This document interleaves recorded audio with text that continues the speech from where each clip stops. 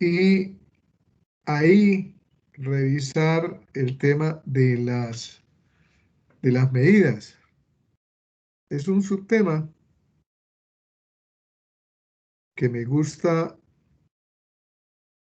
hacer énfasis en las medidas porque resulta que una de las fallas precisamente en los planos son las medidas y no exactamente en las medidas de los metros, de los centímetros, que falta aquí, que falta allá, sino que los arquitectos y los ingenieros tenemos una forma diferente de concebir el proyecto. He estado trabajando en un proyecto de un parque y entonces, mientras que en ingeniería trabajamos con cotas de nivel, sí, que la 2541,65, que la 2680,33, que la 2411,23, todos esos. El arquitecto simplemente pone cota nivel 0 en un punto en donde nadie sabe dónde queda. Y de ahí arranca y todo lo pone con respecto a ese nivel. Y resulta que cuando van a montar el proyecto arquitectónico sobre la topografía o sobre el proyecto real de los movimientos de tierra, de lo que se piensa hacer, y no coincide absolutamente nada. Sí, entonces es bastante complicado. En los edificios, ¿qué sucede? En los edificios sucede lo siguiente.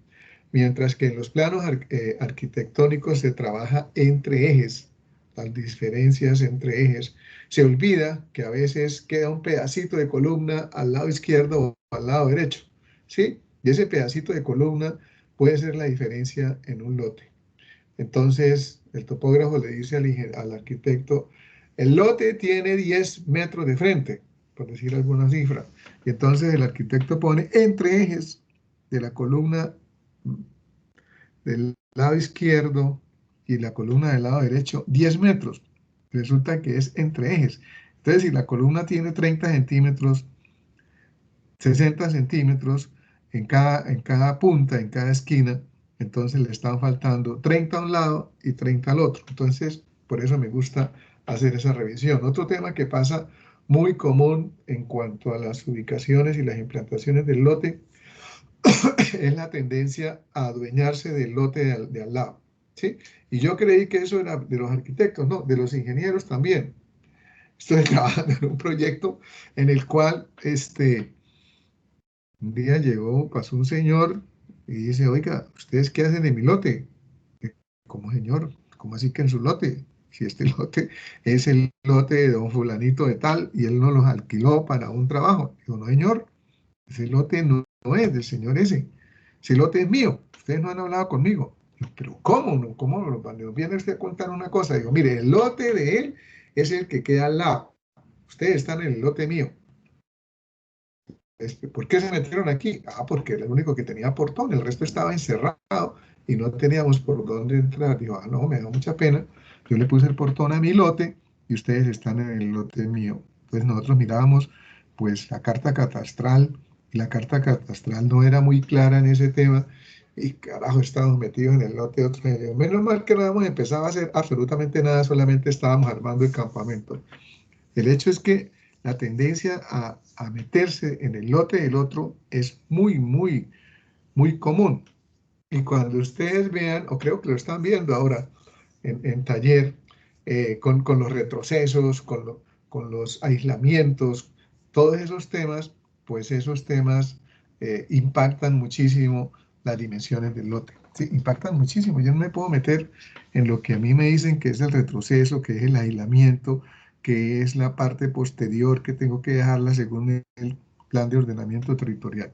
Entonces, en ese orden de ideas, me gustaría hacer la revisión de la configuración en planta que escogió cada grupo del edificio y cómo están representando esas medidas. Antes de entrar nosotros en la parte de cómo dimensionaron la placa, cómo hicieron las cargas por área aferente, cómo llegaron a la dimensión la primera dimensión, la primera aproximación a las dimensiones de las columnas.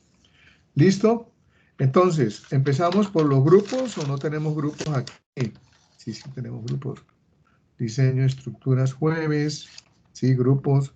Grupo 3. Qué pena, es que creo que nosotros todavía no hemos empezado con la actividad de... Sí, profe, nosotros no tenemos ninguna planta. Ustedes no tienen ninguna planta, ¿por qué? Porque no hemos empezado con eso aún. O sea, nosotros No, somos... profe, estábamos haciendo un taller como más diferente. Acabamos de terminar el taller de configuración de edificios en acero y en concreto. Y conceptos. ¿Esa era la actividad qué? La 4, pues, fue la que hicimos. Ah, entonces la 4 estoy confundida con la actividad siguiente. Ay, qué cosas. Qué lástima. ¿Y qué fue lo último que vimos? Sí, yo que estamos atrasados con respecto al otro grupo, estamos atrasados. Sí, sí, tal cual. Sí, eso es lo que pasa. Entonces, la actividad 5, esa es la predimensionamiento de vigas, carpetas. ¿Sí? Bueno, entonces no hemos visto, no alcanzamos a ver la semana pasada la actividad. Próxima semana, entregar actividad 4. Prediseño de placas, alcanzamos a ver toda, ausente 0. Sí, señor, alcanzamos a ver toda la presentación.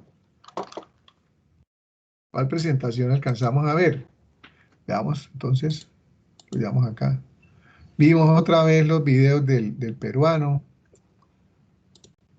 Ya, no me acuerdo cómo se llama, el amigo peruano que nos ha servido aquí de profesor, dije a alguien. Entonces, vámonos a documentos. Diseño de estructuras. Este es del otro grupo. Diseño de estructuras. Y entonces estábamos en configuración. Sesión, placa, sesión, estructuras, configuración. ¿Sí?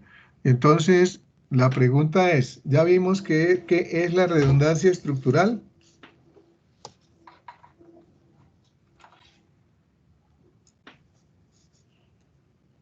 ¿Aló? No, profe. Ah, bueno, entonces ya hicimos el repaso de la configuración estructural.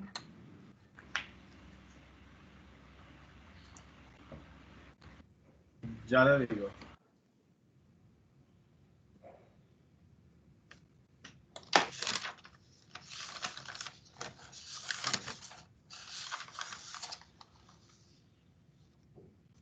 Sí, profe, con últimas ya repasamos eso. Exacto, sí, señor. Entonces, eso ya lo vimos. La presentación la presentación que se llama recomendaciones de configuración, ya la vimos, esta, ¿cierto?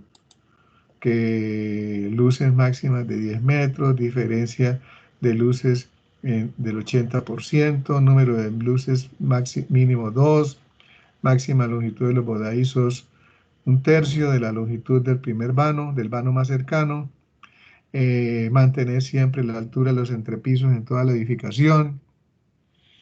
¿Qué más? Evitar los cambios de pisos inferiores e intermedios, evitar las plantas libres en el primer nivel, mantener una máxima altura entre pisos de 4, a veces por cuestiones de diseño, sobre todo en las cubiertas, existen losas, vigas y viguetas, y esa pendiente máxima es de 15 grados, pendiente máxima del terreno, 30 grados, en las partes altas del edificio. Si tenemos diferentes usos en el edificio, evitar que el edificio, las placas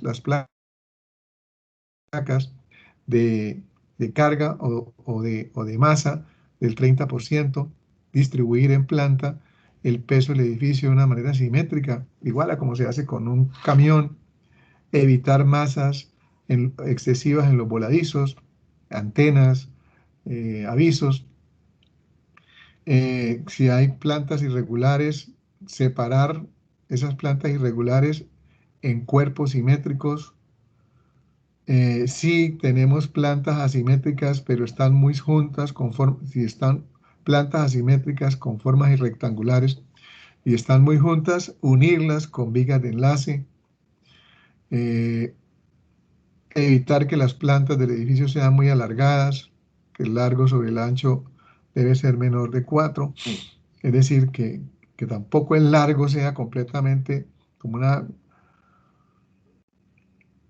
como un tren, ¿sí? Y muy alto, porque entonces ese es un problema. Evitar los vanos en las placas, evitar las plantas con saliente en las esquinas, es decir, las aletas, las estrellas, para buscar la forma compacta, evitar reducciones bruscas en las alturas, evitar el ese ejercicio no sea tan delgadito, ¿sí? Y colocar la mayor cantidad de elementos verticales de soporte para garantizar la redundancia de las fuerzas verticales y horizontales. La redundancia es varios caminos, tener varios caminos para poder bajar la estructura. Entonces, eso sí lo habíamos visto. Está aquí el ensayo, la actividad 4, etc. Entonces, nos vamos a la sesión de placas y vigas, ¿sí? Lo primero de las placas y vigas, ya vimos lo de las cargas, carga por área aferente.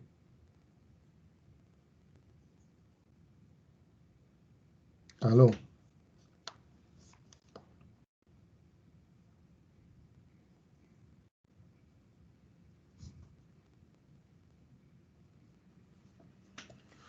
¿Sí vimos cargas por área aferente? Bueno, no sé, no me acuerdo. Entonces, ¿qué pasa con esto? Tenemos nosotros aquí un ejercicio con cargas, ¿sí? Recordando lo siguiente, que tenemos varias cargas que actúan sobre un edificio. La carga muerta, la carga viva, la carga muerta, la carga viva, la carga debida a fluidos, las cargas encubiertas, como por ejemplo nieve, agua, el empuje lateral de agua y de suelos, la carga debida a lluvia, la carga debida a vientos, las cargas debidas a sismos, ¿sí? Ahora, ¿qué es el área aferente para hacer un análisis de las cargas? Entonces, el área aferente o área de influencia es aquella área que es la que se considera, por ejemplo, en una columna, se considera que es lo que carga esa columna. El área aferente en una columna es la mitad de la luz del lado, de todos los lados, de todas las vigas que llegan, ¿sí? Entonces la columna se encarga de cargarlo mitad de lo de la luz, de lo de las luces a todos los lados, ¿sí? Entonces, por ejemplo, en columnas centrales, el área sería 4 paneles laterales que quedan al lado de la columna, eso forma el área de influencia o área aferente. En España, aquí hay algo bien interesante, no se utiliza la palabra diseño, se utiliza la palabra cálculo, cálculo estructural. El diseño proviene de design y se refiere a la proyección arquitectónica de la estructura. La proyección arquitectónica es el diseño arquitectónico de la estructura y el cálculo es lo que llamamos nosotros el dimensionamiento de la estructura. Elementos estructurales, ustedes los conocen, placas, zapatas, columnas, y las losas de entrepiso, recordemos que son las aligeradas o losas nervadas, que ya lo hemos visto 30.425 veces, ¿sí? Las aligeradas o las nervadas compuestas de una placa pequeña de 5 centímetros, de 4,5 centímetros en adelante, y unas viguetas y un cielo raso que no es estructural. El cielo raso es arquitectónico. Esas placas pueden ser en 2 direcciones, ¿sí? Es decir, que tengo yo viguetas en 2 direcciones. Tenemos también las placas de columna, que no tienen vigas. Las placas sobre columnas, para evitar el problema del funcionamiento, vienen con ábacos o vienen con capiteles, ¿sí? Con capiteles. el ábaco es el engrosamiento de la placa y el capitel es el engrosamiento de la columna. Y el otro sistema que tenemos de placas es el sistema de la losa sobre viga, la losa sobre una viga, y las vigas pueden ser en una dirección o en dos direcciones. Entonces, en ese orden de ideas, también recordemos que tenemos valores de carga muerta para poder definir, por ejemplo, peso de un cielo raso, ¿sí? Entonces tenemos las tablas del título B. Tenemos valores mínimos de carga viva. Entonces, un edificio de comercio en donde se exhibe mercancía, la carga, perdón, ¿esto qué es? Valores mínimos de cargas muertas. No, valores mínimos de carga muerta. El valor mínimo de cargas vivas, valores de cargas vivas. Entonces tenemos acá, ¿sí? Que en una fábrica, industria liviana, el peso, la carga con el cual se diseña esa fábrica para industria liviana es de 500 kilogramos por centímetro cuadrado, 500 kilogramos fuerza por centímetro cuadrado. En salones de clase, 200 kilogramos por centímetro cuadrado. En corredores y escaleras, 500 kilogramos por centímetro cuadrado. Recordemos, en el frayamiento, cuando se incorporan mucho los estudiantes de odontología, ¿no? Se incorporaban. Entonces los veía uno ahí sentados en las escaleras, ¿sí? Por esa razón, la carga viva se supone un poquito mayor. Y entonces aquí tenemos cargas vivas mínimas para los edificios. También tenemos que recordar que las cargas vivas no se aplican así solamente, sino se aplican con un factor de seguridad. 1.4 la carga muerta más la carga de fluidos, por ejemplo, es la primera combinación que hace el ingeniero estructural cuando utiliza un software, y entonces utiliza más o menos 18 combinaciones de cargas, ¿sí? Para ver en dónde está la posible debilidad del edificio. Entonces, las combinaciones básicas sería 1.4 la carga muerta, dead, ¿sí? 1.4 la carga muerta. Ahora nos venimos al ejercicio que creo que, bueno, no sé, que creo que, ¿esto qué es? El ejercicio es el siguiente. Yo, esta cosa, ¿de dónde salió? El ejercicio es el siguiente. Vamos a ver esto. ¿Sí? No, pero ¿por qué aparece eso ahí? Bueno, entonces tenemos, el ejercicio es el siguiente. ¿Sí? Tenemos una losa aligerada, nervada, ¿sí? Que tiene 50 milímetros de alto y una vigueta de 120 milímetros de espesor. Decíamos que la NSR10 dice que la dimensión mínima es de 100 milímetros, 10 centímetros. Pero resulta que hay una cantidad de revisiones, ¿sí? Y entonces, para quitarse toda esa cantidad de revisiones, pues le pone uno 120 milímetros la vigueta y se quitó cualquier revisión que haya que hacer. Eso no va a quebrar a nadie. Entonces, aquí tiene la plaquita 50 milímetros, 120 milímetros. Decíamos que las placas se revisan, se analizan por cada 1000 milímetros, o sea, 1 metro de frente por 1 metro de profundidad. Entonces, esta placa que tiene 300 milímetros de alto, tiene 50 milímetros de placa, 250 milímetros para la vigueta. Entonces, sobre esta placa están los siguientes elementos. Aquí está la placa, ¿sí? Aquí está la placa, ¿sí la ven? Sí, la placa está soportando un cielo raso, un relleno de pisos, una baldosa de pisos, un muro, o un recubrimiento para el muro y la carga viva. Es como una forma de representar las cargas que están montadas en la placa. ¿Sí? En el ejercicio actual, ¿sí? En este ejercicio que está aquí, la carga viva residencial es una carga viva de 180 kilogramos por metro cuadrado. Los muros de mampostería tienen una altura de 2,40, altura, ¿sí? De 2,40, es decir, de placa a placa. Y entonces esos muros de mampostería, perdón, de 2,60 de altura, esos muros de mampostería tienen un peso. Esos muros de mampostería tienen un peso. Esta se trata de muros de mampostería en bloques de arcilla pañetado en ambas caras. Si nos vamos a los valores mínimos de la carga muerta, ¿sí? Y revisamos, por ejemplo, el caso de la mampostería, que ellos lo llaman muros. Entonces tenemos aquí el muro, ¿sí? Y vemos que muros, esto está en la tabla B3424, muros, entonces tenemos, yo trabajo con kilogramos fuerza por metro cuadrado. Los muros, por ejemplo, estos muros de mampostería en bloque de arcilla, pañetado en ambas caras. Si es de 10 centímetros de espesor, ese muro por cada metro pesa 180 kilogramos. Si el muro tiene 2 metros de altura, pesará el doble, 360. Si tiene 2,60 de altura, el muro pesará 180 por 2,60 de altura, ¿sí? Entonces pesará 468 kilogramos. Y aquí es cuando yo siempre le llamo la atención, oiga, en los edificios no le pongamos muros de 20, 25 centímetros que uno lo ve básicamente en los proyectos de ustedes en taller, sino pongamos muritos de 10, ¿sí? Sobre todo los que son muros divisorios. ¿Por qué? Porque es que pesan mucho. Entonces tenemos aquí el muro. Ahora revisemos dónde estábamos en el ejercicio.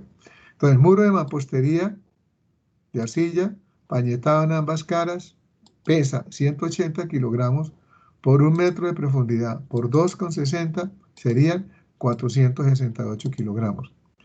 El caso del recubrimiento de muros con espuma de poliuretano de 2 centímetros, entonces miramos en la tabla valores de cargas muertas y miramos recubrimiento de muros, tablas completas, enchape en granito, partición, recubrimiento de muros. Entonces dice aquí, espuma de poliuretano. La espuma de poliuretano pesa, espuma de poliuretano, ¿sí? Hay dos, ¿sí? Hay una que pesa 0,5 kilogramos por cada metro cuadrado de superficie o 1 kilogramo por cada metro cuadrado de superficie. No sé cuál se escogió, ahorita la miramos. Entonces ya sabemos que si tenemos por una cara, pesa, por el otra cara también pesa. Entonces veamos acá, la espuma de poliuretano, recubrimiento de muros con espuma de poliuretano de 2 centímetros a cada cara. Entonces son 1 kilogramo se escogió, 1 kilogramo por 2 centímetros de espesor que tiene la espuma, ¿sí? Por 2,60 de altura y por 2 caras, eso me da un valor de carga muerta de 10,4 kilogramos por metro. Ahora, dice aquí que esto también está recibiendo una baldosa de cerámica. La menos pesada, la baldosa cerámica de piso con 20 milímetros de la baldosa y 25 milímetros de mortero, según la tabla, ya la verán ustedes, pesa 110 kilogramos por metro cuadrado, por 1 metro de profundidad, 110 kilogramos. Aquí es importante aprender a leer las tablas, Entonces, vuelvo otra vez sobre las tablas, que es muy importante. Esta es la de la carga viva, esta es la de la carga muerta, y entonces veamos aquí el tema de las baldosas, o sea, pisos, enchapes, muros, ventanas, ¿verdad? Cubiertas, pisos. Entonces los pisos son muy pesados. Entonces dice baldosa en cerámica. De 20 milímetros la baldosa. Sobre 12 milímetros de mortero, esa no me la pidieron. Me pidieron baldosa en cerámica de 20 milímetros de espesor sobre 25 milímetros de mortero. Esa pesa 110 kilogramos por cada metro cuadrado, no por cada baldosa, sino por cada metro cuadrado. Entonces, nos venimos acá al ejercicio, y ahí vimos que son 110, ¿sí? Confirmamos que son 110. Entonces tenemos baldosa en cerámica de piso de 20 milímetros, de 20 sobre 25 milímetros de mortero, me da 110 kilogramos. Eso es lo que pesa, no pesa más. Ah, que yo lo quiero saber que porque No, no dice más la tabla. Dice que eso pesa 110 kilogramos el metro cuadrado. Relleno piso en concreto liviano. Relleno de piso. El relleno de pisos es para nivelar el piso. Relleno de pisos, entonces valores mínimos. Relleno de pisos, y entonces vemos acá, relleno de pisos, relleno. Estas tablas de aquí de este ejercicio, de este ejercicio Excel no están perfectas, pero podemos aquí sacar en conclusión que el relleno de pisos en concreto ligero pesa 15 kilogramos por cada centímetro de espesor. Es decir, que si yo tengo 2 centímetros de espesor de concreto liviano para relleno de pisos, serían 2 por 15. Aquí me están pidiendo concreto liviano 1 centímetro de espesor para relleno de piso. Entonces son 15 kilogramos por 1 centímetro de espesor, eso me da 15 kilogramos. La placa superior del concreto reforzado, eso se saca el peso en función del volumen y del peso específico del concreto o la densidad, que es de 2.400 kilogramos por metro cúbico. ¿Sí? Entonces tenemos aquí la placa superior, pues es un ejercicio de geometría 5.05 centímetros por 1 metro y por 1 metro. Ahí tenemos el volumen, ¿sí? El volumen de la plaquita y multiplicado por el peso del concreto reforzado. Entonces aquí me da, ¿y esto qué pasó? Se trabó. Me da 0.05, que es el espesor de la placa, por 2.400, que es el peso del concreto, por 1 metro de frente, por 1 metro de profundidad. La plaquita pesa 125 kilogramos por metro. Ahora la vigueta, la misma cosita, es decir, le sacamos el volumen, 12.12 por 0.25 y por 1 metro de profundidad. Ese es el volumen, 0.12 por 0.25 y lo multiplico por el peso del concreto, 2.400, y eso me da 72 kilogramos. Y entonces, después queda el cielo raso. El cielo raso está colgado de la placa, luego está haciendo fuerza la placa. Entonces el cielo raso está en yeso de 2 centímetros de espesor. Entonces nos vamos allá, valores mínimos, carga muerta, no, perdón, no es, valores carga muerta, pues cielos rasos, vamos a ver qué es lo que pasa con el cielo raso. Cielos rasos, entonces yeso o concreto, de yeso o concreto, que es el que utilizamos nosotros aquí. México utilizan el yeso y en todos otros países no utilizan el yeso. Entonces pesa 25 kilogramos por metro cuadrado. No me está diciendo que pesa por 1 centímetro, no, 25 kilogramos el metro cuadrado. Entonces nos vamos al ejercicio. Y entonces cielo raso de 2 centímetros de espesor. En yeso. Entonces, entonces cogimos el que no era. En yeso de 2 centímetros de espesor. Aquí me dieron algo. Cielo raso. Tableros de yeso. Entonces, en yeso, puro yeso. Tableros de yeso. De 2 centímetros de espesor. Dice aquí, el cielo raso por cada centímetro de espesor pesa 8 kilogramos. Luego, si tengo 2 centímetros de espesor, son 2 por 8. Entonces nos vamos al ejercicio. Y tenemos aquí cielo raso por 2 centímetros de espesor, 8 kilogramos por 1 centímetro, 1 centímetro que pesa 8 kilogramos por 2 centímetros de espesor, por 1 metro de profundidad, el cielo raso pesa 16 kilogramos por metro. 16 kilogramos por metro. Entonces ya tenemos más o menos calculado el peso que está soportando esa plaquita, ¿sí? Resulta que sumo las cargas, muros, recubrimiento, baldosas, rellenos, cielo raso, placa, pigueta, y la sumatoria de las cargas muertas me da 528.4 kilogramos por metro, por cada metro de placa, de frente de placa, 528.4. Y la carga viva tengo 180 kilogramos por metro. Aquí en este caso se multiplicó la sumatoria de las dos por 1.4, ¿sí? Y resulta que esto me sirve a mí para sacar un ejercicio. área aferente, bueno, no importa. Así que vamos a ver qué es el área aferente. Entonces ya sabemos sacar cargas. Creo que algunos han trabajado mucho en ese tema. Sí, algunos han trabajado mucho en ese tema, entonces ya tenemos esas cargas. Ahora la pregunta es, ¿y eso para qué me sirve? ¿Sí? ¿Para qué me sirve eso? ¿Cuál es el concepto de, del área aferente? Es enlaces del área aferente. ¿Qué es el área aferente? Vamos a ver un ejercicio de área aferente. Es muy largo parece. Vamos a mirar, voy a revisar aquí para tener sonido.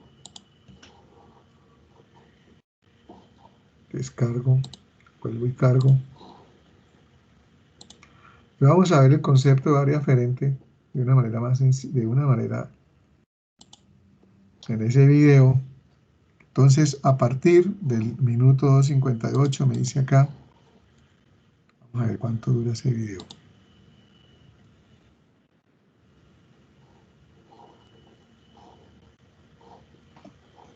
Buen día. Bueno, entonces, está una señora muy querida. A partir del minuto 2:58, 2:20. Vamos a ver empezar el ejercicio 1. Pero en la vida real. Bueno, ¿ya oyeron? ¿Sí se oye? ¿Sí se ve? Sí, profe. Sí, bro. Gracias, gracias. Vamos a ver, entonces, de 2:20 a 9:30 son 6, 7 minutos.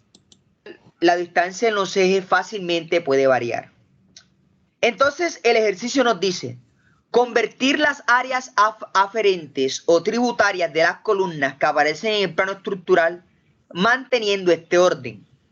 Las columnas B2, C2 en metros cuadrados. Las columnas A1, A3, D1 y D3 en pulgada cuadrada. Las columnas D2, C1, C3, B1, B3 y A2 en centímetros cuadrados. Bueno, esta profesora tiene la presentación, es muy buena, pero entonces aprovecha también para enseñar a los alumnos a convertir centímetros cuadrados en pulgadas cuadradas, en metros cuadrados, etcétera, ¿no? Eso es lo único que tiene, pero en realidad el ejercicio que vamos a entenderlo es el del área tributaria. Muy bien. Entonces, este es un ejercicio bastante complejo porque nos adentra de una vez en ir viendo esos planos estructurales y un tema bastante importante para el prediseño de una columna como es la área aferente o tributaria, esto que está aquí, ¿sí? Entonces, primero vamos por paso. Vamos a ubicar estas columnas. Esta columna B2, C2, A1, A3, ¿cuáles son? Vamos a ubicarlas. Entonces, vamos a asignar esas columnas. Aparece otra vez el plano S, el plano estructural, para ubicar la columna B2. Esta columna B2 obedece a ¿qué? Me dice que está en el eje B, este que está aquí, y coincide con el eje 2. Coincide con el eje 2, este que está aquí. Hace referencia a esa columna. La columna C2 sería el eje C y coincide con el eje 2, sería esa. La columna A1 coincide con el eje A y el eje 1, sería esta que está aquí. La columna A3 sería esta. La de 1, eje D, transversal, eje 1, longitudinal. La columna D3, D, y donde me encuentre con el eje 3, longitudinal, ahí está aquí, ¿cierto? Y la columna de 2, C3, C1, B1, B3 y A2 serían las que faltan, ¿verdad? Y además ya sabemos cómo encontrarlas. Perfecto.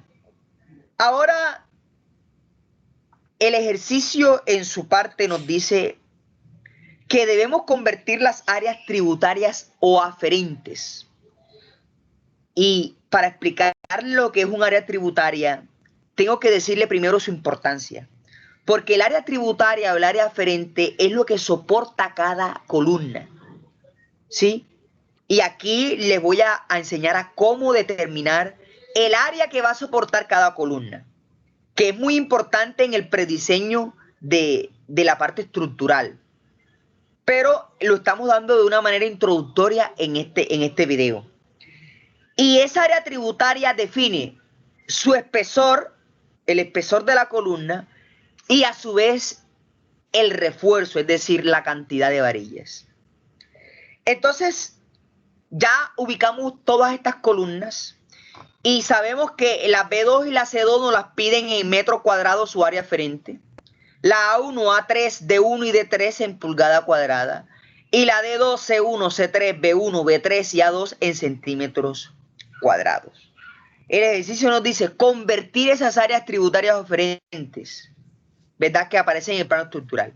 Ahora, esta columna B2, que es la primera, que fue la primera que ubicamos, vamos a ubicarle su área aferente. Vamos a hallarle su área aferente en el plano. Y el área aferente les había dicho que es el área que van a soportar cada columna. Es decir, la columna B2, que es esta que está aquí, ¿cierto que sí? Ya sabemos ubicarla. ¿Qué área va a soportar esa columna? Esta columna, ¿qué área va a soportar? Vamos a calcularlo. Tengo 3 columnas transversalmente y 4 columnas longitudinalmente. Entonces, entre estas columnas se van a disputar lo que van a soportar. Esta columna que está aquí, donde tengo el cursor, por favor mire el cursor. Esta columna que está aquí, le dice a esta, bueno, entre los dos, ¿qué vamos a soportar? Hombre, pero como somos amigos, la mitad. Tú la mitad de entre los dos y yo la otra mitad. Entonces yo voy a partir estos dos ejes por la mitad. Porque estas dos columnas se pusieron a hablar y dijeron, bueno, a mí dame esta mitad y tú coges esa mitad. Está hablando de la columna del eje 1 con el eje 2. En todo lo largo. Ahora, las columnas del eje 2 con las columnas del eje 3 se ponen a hablar también. Y bueno, ¿y cuál te voy a dejar a ti? ¿Cuál yo? Mitad y mitad también. Y de la misma manera como lo hacemos aquí, las columnas del eje A con las columnas del eje B se ponen a hablar. ¿Cómo hacemos nosotros? No, mitad y mitad. Y las columnas del eje B con las columnas del eje C también se ponen a hablar y dicen, no, mitad y mitad. Y las columnas del eje C con las columnas del eje D dicen mitad y mitad. Perfecto. Como este es un plano que tiene las mismas medidas en sus ejes, se vuelve equitativo por donde uno divide el área aferente. Pero ese es el concepto, ¿verdad? Las columnas de todo un eje longitudinal o transversal se ponen a hablar y dicen mitad y mitad. Y ahí lo hicimos con todas. Ahora, la columna B2, el área aferente, ¿cuál sería? Aquí ya encerramos. Y aquí podemos adelantarnos que es esta parte de aquí, ¿verdad? Entonces, este era el dibujo que obtuvimos. Y la columna B2, su área aferente, exactamente es allí donde la habíamos suponido. Esta parte que está aquí. Es decir, que esa área es la que la columna B2 dice, eso es mío. Yo voy a encargarme de cargar esa parte, de soportar la placa de esa parte. Y no solo la placa que hace parte de la carga muerta, sino que también el uso que tenga esa placa. Si va a ser para oficinas, si va a ser para un colegio, si va a ser para una casa, que serían las cargas vivas. ¿Sí? Entonces, esa columna B2 soporta toda esta parte de aquí. Toda esta parte de aquí. Yo les invito a que continúen este video porque ya llegamos al tiempo límite y vamos a continuar con este ejercicio que está muy entretenido. Muchas gracias. Nos vemos. Bueno. Que no entendió qué es el área aferente. Pregunto, con esa presentación de esa señora y ese lenguaje, todas esas cosas, esa manerita de decir las cosas, yo creo que uno dice, bueno, entendí, yo entendí, ah, bueno, ya entendió. Entonces, resulta que esta área aferente se tiene que multiplicar por, si esto es por el área aferente, mire, la área aferente aquí es de 991,76 kilogramos por metro cuadrado. Y entonces me están preguntando cuál es el área, ¿aló? Qué pena, no está compartiendo. Gracias. ¿Cuál es la carga que usted va a recibir cada columna? Si yo tengo un área de 25 metros, ¿sí? La área tributaria o área aferente de 25 metros cuadrados y tengo una carga por metro cuadrado de 991,76, entonces la columna estaría recibiendo 25 por este valor, 971, estaría recibiendo 24.794 metros cuadrados, ¿sí? 24.924 metros cuadrados. El número, entonces, aquí le damos 0, ningún decimal. Lo configuramos y me da, pero le faltó el 1. Le faltó el 1. Recordemos que hay que saber escribir los números porque si no, no nos vamos a entender nunca. ¿Sí? Entonces, esa columna que tiene 25 metros cuadrados de área aferente, que tiene esta plaquita de esta manera, de esa carga, ya con un factor de seguridad, tiene 25 por 24.794, perdón, me da 25 por 991,76, me da 24.794 kilogramos por metro que soporta la columna, kilogramos, ¿sí? 24 toneladas soporta la columna. Bueno, ese concepto del área aferente es muy, muy importante para lo que sigue, el predimensionamiento de losas o sistemas. Esta ya la vimos, predimensionamiento de losas o sistemas de piso, creo que sí. Ya lo vimos, porque es que tenemos que entrar en el ejercicio. No, profe. Predimensionamiento de losas. Entonces, área aferente. Estoy aquí tachando. Bueno, entonces resulta que lo primero que tengo que hacer, además de yo saber del tema del área aferente y de cargas, es cómo voy a determinar el peso de una estructura, cómo voy a determinar, perdón, las dimensiones de una placa de entrepiso. Entonces, la primera recomendación, las losas se dimensionan, ¿no? Es decir, se les da medidas de la misma forma como se le da medida a una viga. ¿Sí? Listo. Las losas también reciben el nombre de sistemas de piso. ¿Sí? De sistemas de piso, sistemas de contrapiso, sistema de piso. Sistema de contrapiso es una cimentación. Las losas en las estructuras funcionan como diafragmas, es decir, se espera que cuando ocurran fuerzas horizontales, la losa no se aplaste, sino que tenga una resistencia, actúa como un diafragma, ¿sí? Las losas para los sistemas de entrepiso de pórticos de concreto serán losa aligerada sobre vigueta, losa maciza sobre vigas, losa maciza sobre columnas. Ya saben ustedes por sistemas estructurales que la losa maciza sobre columnas está vetada en zonas sísmicas altas. Nos queda aquí el sistema metal deck. El sistema metal deck, que es la losa de metal deck sobre la viga. No nos vamos a meter con ese tema. Bueno, vamos a trabajar con estos tres temitas. Entonces, la losa maciza sobre viguetas, la parte de la losita superior, ¿cómo se dimensiona? ¿Cómo le doy dimensiones a eso? Entonces, agarro la luz libre más larga que tenga yo en el panel, ¿sí? Entre columnas o entre vigas, la luz más larga, y la divido por 120. ¿Por qué? Porque yo no le puedo cambiar a las placas el espesor de las placas. Ah, no, porque es que para el lado aquel, las placas, las columnas, luego la placa puede ser más delgadita. No, eso no se puede hacer. Las placas tienen que ser de igual dimensión en toda la superficie de la placa, en todo el nivel. Entonces, la plaquita utilizo la longitud mayor entre vigas y la divido por 120. No importa que vaya para un lado o para el otro, es la mayor, ¿sí?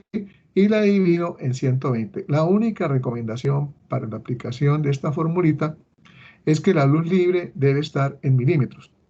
Y así me da el espesor de la losa maciza sobre la vigueta, la plaquita chiquita. Esa plaquita nunca debe ser menor de 40 milímetros o de 50 milímetros, ¿sí? Si se emplean casetones, es decir, pongámosle 50 milímetros. Entonces, esa luz generalmente se coloca en centímetros completos, o es de 5, o es de 6, o es de 7, o es de 8, o es de 10. No se coloca de 5.5, se coloca de 6.5. Pobre maestro ahí sufriendo para encontrar los 5.5. Él le pone o 6 o 7. Ahora, hay un cuento en una dirección y sobre las losas en dos direcciones. La losa en una dirección, aunque nosotros vamos a trabajar siempre con losas en una dirección, la losa en dos direcciones tiene algo menor, ¿sí? Es más pequeñita, menos alta. La losa en una dirección es aquella cuando la losa está colocada sobre bordes opuestos, ¿sí? O y está apoyada sobre vigas o muros, en dos bordes. Cuando la losa casi que tiene una forma rectangular, es decir, el panel, la dimensión entre columnas o entre vigas casi que es rectangular. Y si tienen viguetas en una sola dirección, pues es en una sola dirección, ¿sí? Cuando es en dos direcciones, cuando uno de los paneles es más rectangular que el otro, es más largo, ¿sí? Entonces tenemos losas en dos direcciones. Sistema losa-columna, pero en el sistema losa-columna. En el panel rectangular con apoyos en los 4 bordes y cuando la relación de la luz larga sobre la luz corta es menor de 2. Entonces volvamos acá. En una dirección, cuando la forma es rectangular. En una dirección, me equivoqué, en una dirección cuando la forma es rectangular y en dos direcciones, casi nunca, en dos direcciones cuando la forma es casi cuadrada. Cuando la forma es casi cuadrada. Bueno, que no vamos a trabajar esta, sino vamos a trabajar en una dirección. Hay la otra losa, la losa sobre vigas. La losa sobre vigas, que es una gran losa maciza sobre las vigas, la losa de encima se dimensiona de la siguiente manera. Es igual a la luz libre mayor, siempre trabajamos con la luz mayor entre vigas, sobre esta relación, 30 más 3 veces beta. ¿Qué es beta? Beta es la relación entre, si yo tengo un panel de 5 por 10, entonces arriba coloco 10 y abajo coloco 5. Eso me daría 2. Beta sería 2. 3 por 2, 6, más 30 sería 36. Y aquí es 10. Entonces 10 sobre 36, vamos a ver qué me da. 10 dividido 36.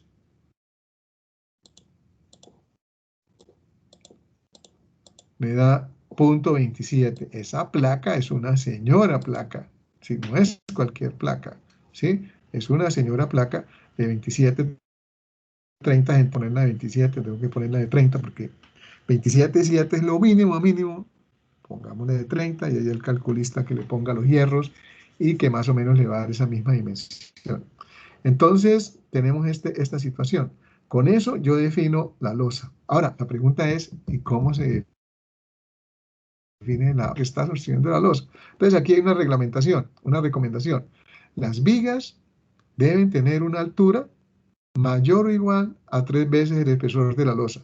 Entonces, si la losa me dio 30 centímetros, el espesor de la viga sería 3 por 30, 90 centímetros. Entonces, voy a tener un entrepiso de 90 más 30.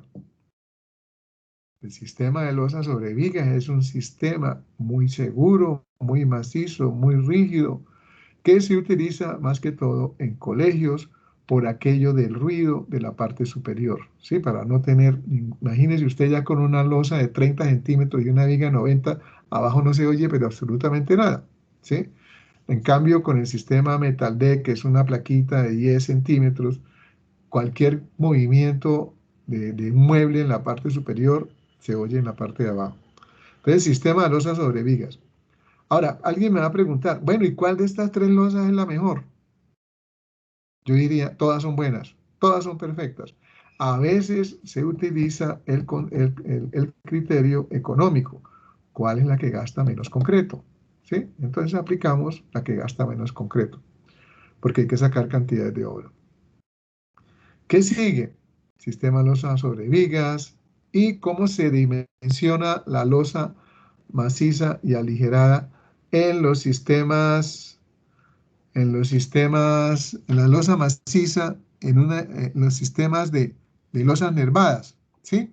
Entonces, ¿qué relación utilizo? Aquí hay una relación cuando el edificio no está hecho como para búnkeres de la fiscalía, ¿sí? Esto se puede utilizar, esta relación de L sobre 18.5 o L sobre 21. Si yo tengo una luz de 5 metros, ¿cuál es la relación? ¿Cuál es la diferencia? ¿Sí? Cuando yo tengo una luz de 5 metros, le divido en 21 y me da una lucita de 0,23 metros, o sea, 25 centímetros. Pero si yo quiero utilizar la otra, porque es que yo no sé cuál es la diferencia entre un extremo continuo y ambos extremos continuos, entonces 5 dividido 18.5 me da 27, 30 centímetros, ¿sí? Me da 27 que se convierten en 30 centímetros. Yo utilizo ambos extremos continuos. Recomiendo utilizar ambos extremos continuos. Otra gente dirá, no, utilice con un extremo continuo. Entonces, pues eso depende del criterio de cada calculista. Los calculistas quieren dormir tranquilos, no estar pensando que llovió muy duro, ahora se va a caer esa losa. O tembló, como está temblando en estos días. Ayer tembló, ¿sí? Pero no dijeron por ningún lado que tembló. Entonces, dirán, uy, el edificio que va a caer. Entonces, cada uno toma sus recomendaciones o sus medidas. Pero algunos dicen, hombre, no utilice eso, utilice esta tabla de L sobre 14 o L sobre 12. En un video de esos del peruano, yo utilizo L sobre 14, es decir, que si tengo 5 metros dividido 14, ya se convierte en una losa de 35.7, que realmente es una losa de 40 centímetros, porque 35.7 es el mínimo, no le puedo poner 35. Si 35.7 es el mínimo, no le puedo poner 35, toca ponerle 40. No hay que pelear. Póngale más, que no importa, que usted tiene que dormir tranquilo y la seguridad del cliente que está metido debajo. Entonces se vuelve 40. Entonces fíjese que 5 dividido 21 me da 25. Y quedan unas lositas muy, muy delgaditas, ¿no? Y 5 dividido 14 me da 30, 40, 30. 5 dividido 12 ya es supremamente grande, me da 41 que se convierte en 45. Entonces, hay muchos criterios, ¿no? Algunos dicen, es que esta se utiliza, aquí dice, se utiliza cuando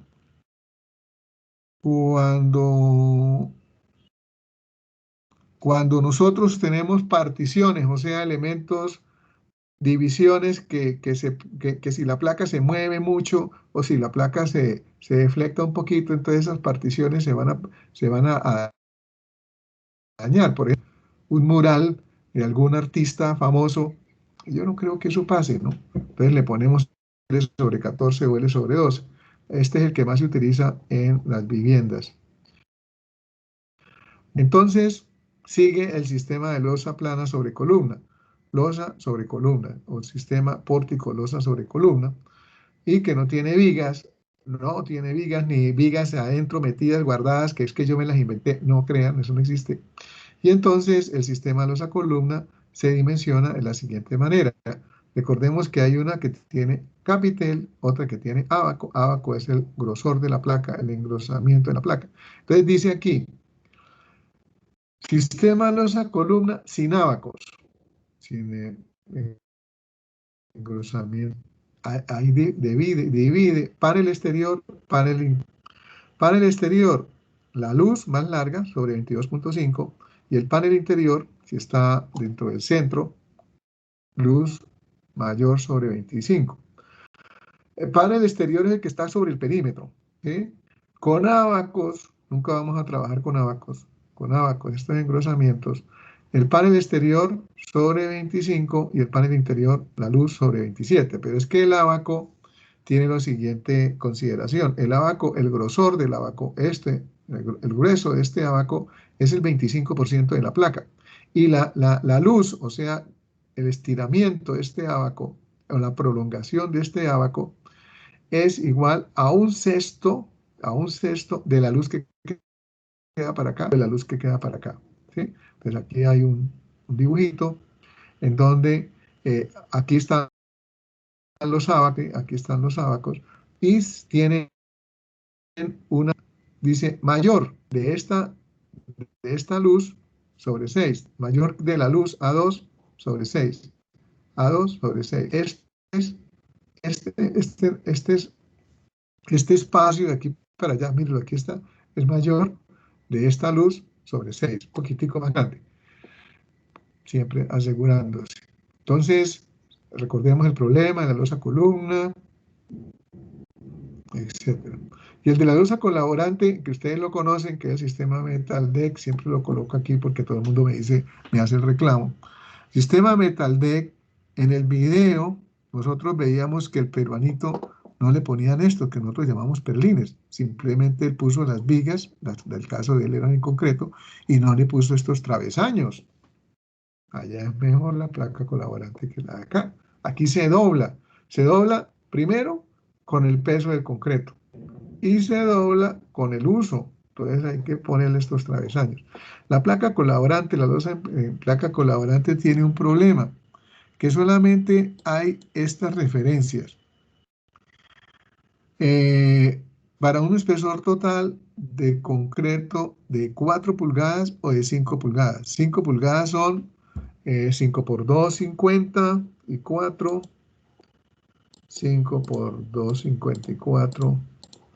Eso me da 12 centímetros. Es decir, el espesor H, es de o 10 centímetros o 5 o 15 centímetros o 12 centímetros. ¿Sí? 15, 130. 12 centímetros. Eso no es nada. Eso no es nada. Sí, es una plaquita. Los edificios de losa colaborante no son precisamente viviendas porque no, menos mal que no las han metido mucho en vivienda, ¿sí? Pero en edificios comerciales se puede utilizar. Y el problema de la losa colaborante es que las distancias en las cuales se puede meter en vigas, la diferencia entre vigas, entre columnas, es pequeñita, miren, 4,20, luz máxima por vibraciones, 4,20, ¿sí? Para una placa de 2 pulgadas, o sea, de 10 centímetros. 4,20 no es nada. Aquí está de 4,50 para 3 pulgadas, para 12 centímetros. ¿Eso para qué me sirve a mí? ¿Sí? En edificios residenciales, y, mejor dicho, es muy limitado. Pero, ¿para qué aprendimos esto? Para que sabemos esto, para qué aprendimos esto. Entonces, nos vamos a el ejercicio número 1.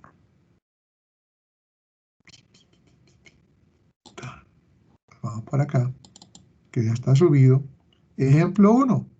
Ejemplo 1, cargas, área aferente y dimensionamiento de columnas. Entonces, tenemos, este es el ejercicio de usted, este es el ejemplo. Este es el ejemplo. Con este ejemplo llegamos a determinar dimensiones de columnas, pero ustedes van a hacer la actividad número 5. Para Semana Santa, excelente, sí, recogimiento espiritual, no salgan, manténganse en la casa, juiciositos, no se desordenen, y el proyecto de ustedes es el proyecto de diseño de estructuras 1-2020, perdón, 1807, parte 1. Esto lo vamos a hacer hasta el final. Con este proyectico le vamos a hacer hasta un predimensionamiento de las zapatas y le vamos a hacer un figurado de hierro a una de las vigas. Eso es ese es el pensado. A veces llegamos hasta allá, a veces no llegamos. Todo depende de que ustedes me colaboren con adelantar los trabajos y entregarlos a tiempo. Porque si hay un grupo que me atrasa, me friega todo el plan o programa de trabajo. Entonces, los grupos de 3 personas deben escoger una de las siguientes formas en planta para el desarrollo del proyecto del semestre y deben plantear la retícula de vigas de acuerdo con las reglas de configuración planteadas en clase. ¿Sí? Este ejercicio se puede orientar con el ejemplo número 1, que ya lo voy a entregar y lo voy a presentar. Determine sus propios valores y no copie los del ejemplo. Es que siempre hay un vivo, ¿no? Entonces copia los del ejemplo y los pone ahí. Resulta que no se aparecen, pero en nada. De ahí no sale nada. Entonces, primer esquema. Este es el primer esquema. El lote, la planta, es esta. No puedo cambiarla. 60 por aquí, 48 y 9, 57 por acá, 40 por acá, y aquí tiene 34 en esta carita, ¿sí? Luego aquí quedarían 6, ¿sí? Ahí viene la inteligencia de ustedes. Entonces, tiene un vacío, la placa tiene un vacío, iluminación, ventilación, todas las cosas que ustedes saben, ¿sí? Pero aquí tiene una luz mayor de 3 metros y aquí una luz mayor de 4 metros. Esta luz mayor de 4 metros puede ser 4,10. Esta luz mayor de 3 metros puede ser 3,50, 3,15. Es mayor de 3. 3,05, 4, 4,05. Es mayor de 4. Sí, ahora, esta luz está aquí más o menos. La puedo desplazar un poquito hacia arriba, la puedo desplazar un poquito más hacia abajo, pero no me va a cambiar el sentido. Este es el esquema número 1. El esquema número 2, cada grupo escoge su esquema. Tiene 50 metros por acá, 60 metros por acá. Tiene este mordido de 9 por 7,50, y aquí 7,50 por 6. Y tiene este vacío, una luz mayor de 5 metros aquí y una luz mayor de 3 metros acá. 5, 10, 3, 0, 5. Eso ya es mayor. Pero fíjense dónde está este bendito hueco. O está un poquitico hacia arriba o un poquitico hacia abajo, pero está metido entre estas dos verticales, ¿sí? Entonces por aquí pasaría una viga, por aquí pasaría otra viga. Aquí tiene usted espacio para moverse todo el que usted quiera, ¿sí? Cuando hacen esta escala. Ahí en el dibujo, en el esquema, no parece que tuviera tanto espacio para moverse.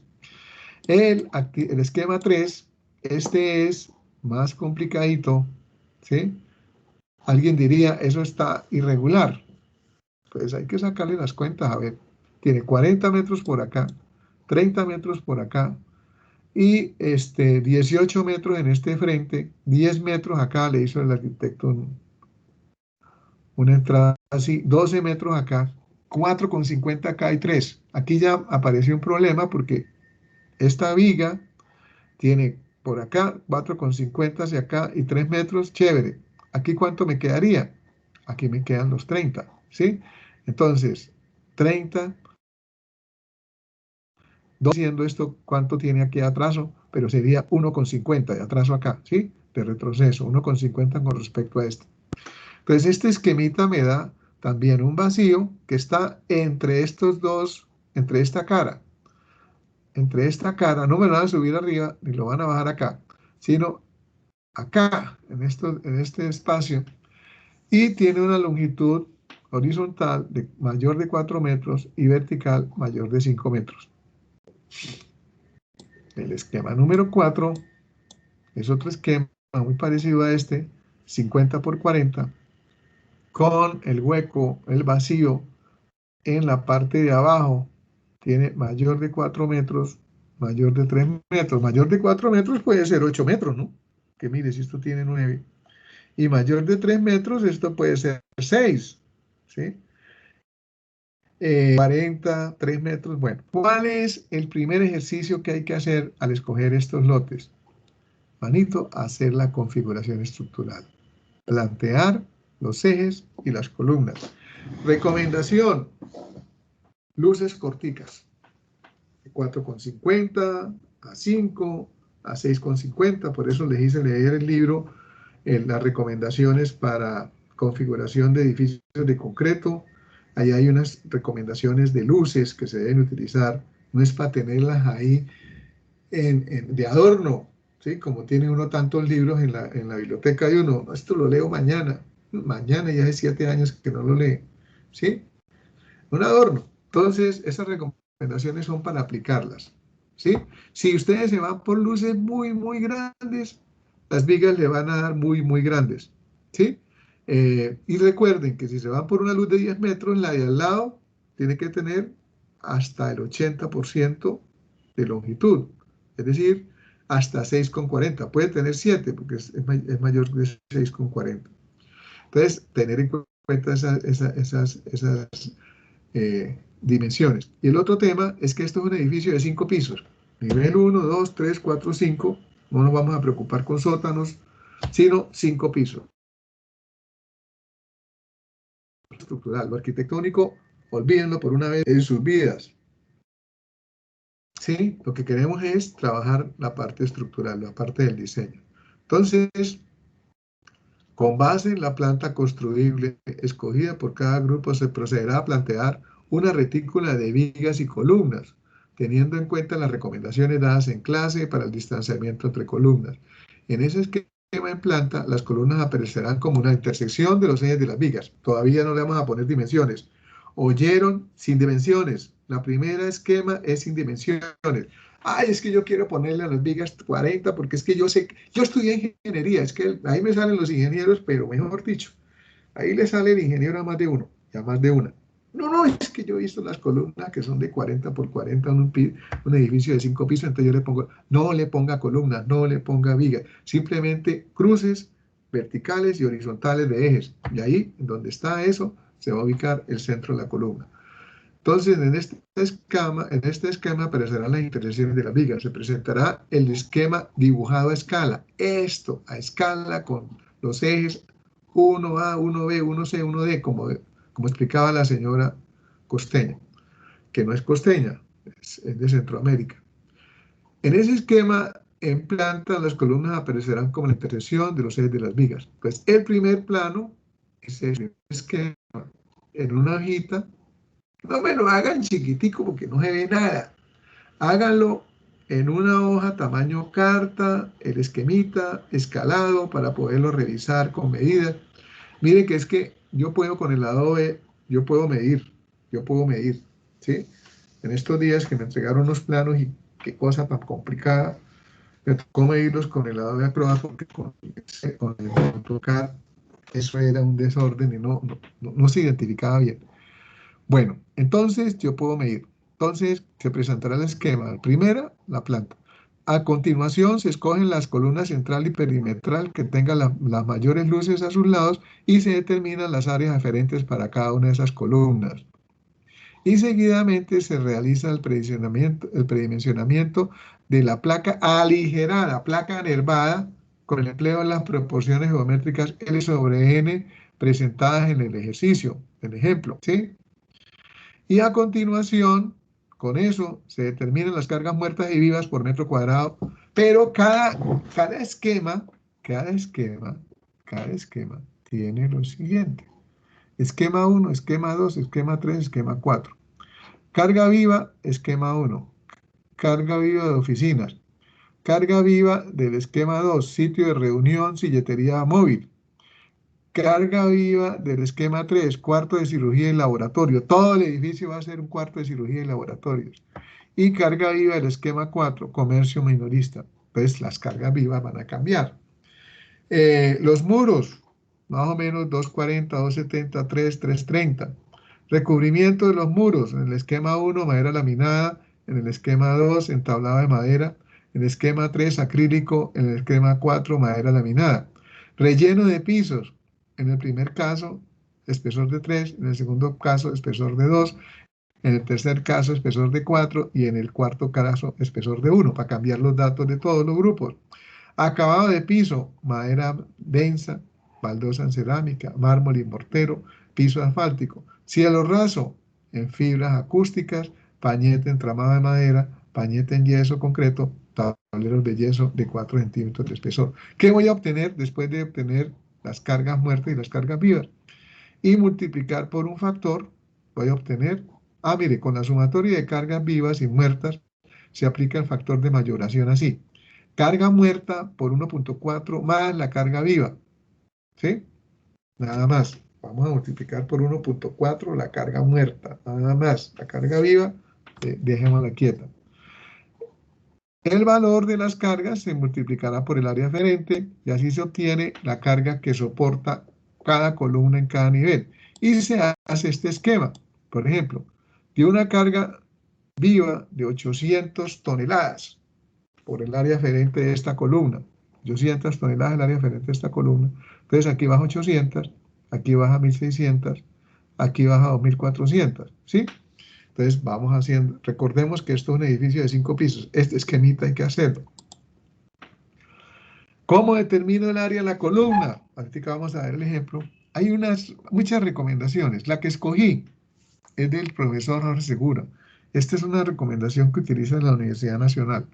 ¿Sí? Entonces dice, las dimensiones de la columna central es igual a 18 veces la carga, esta carga que nos ha dado aquí, 18 veces.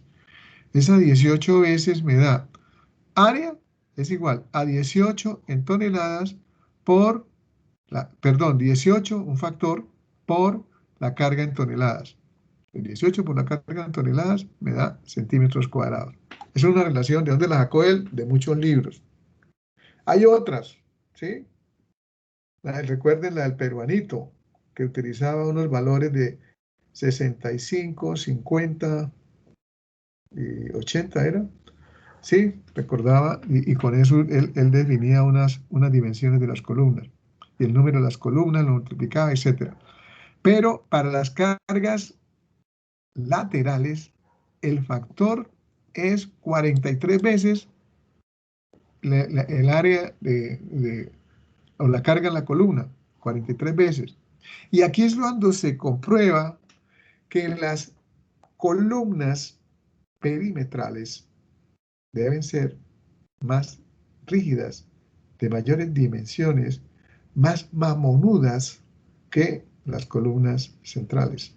Porque las columnas perimetrales, ahí lo estamos viendo, se multiplican por 43, mientras que las otras se multiplican, las centrales se multiplican por 18. Tiene que dar muy grande, más grandes que las centrales. Y entonces, ¿por qué? Porque es que esas son la primera línea de defensa contra el viento y contra el sismo. Cuando uno ve un edificio, entonces tiene que entender que las columnas más gruesas están en los laterales, afuera, en el perímetro. Y si no es así, el edificio está mal configurado. ¿Sí? O hay otros conceptos con el cual predimensionaron o dimensionaron el edificio. La recomendación es que las columnas y las vigas, que afuera hay un anillo de seguridad, las vigas sean más gruesas y tengan como más, ofrezcan como un anillo de seguridad, hablando de seguridad y todas esas cosas. Entonces, aquí está el ejercicio, definidas de manera independiente las cargas y de manera definimos entonces hasta acá el ejercicio 1. Bueno, ahora sí, veamos el ejemplo. El ejemplo 1. El ejemplo 1. Primero, alguien que me revise si esto está en el equipo. Si ya subió esto al equipo o no, por favor. Alguien que me diga, confirme que está todo en el equipo. Si hay alguien que me confirme que esto está en el equipo. Un trabajito bonito para Semana Santa. Los amigos no van a perder, los del grupo no van a perder la comunicación. Tampoco se demoran mucho. Por favor, no hagan eso y que fulanita hace el planteamiento de la matriz de las cosas, de las columnas. Sutanita hace la carga. Perencejito hace las columnas. No. es un trabajo que nace entre todos. Hay que hacer una parte primera entre todos, hay que hacer una parte segunda entre todos y hay que hacer una parte tercera entre todos. Eso que ustedes hacen, de que es que fulanito se encarga de una cosa, el otro se hace otra cosa y después nunca se hablan, eso no, por favor, eso destiérrenlo de la forma de trabajar, destiérrenlo. Por favor, me confirman si estos datos, si estos documentos están en el equipo. Sí, profe, ahí ya está en la carpeta.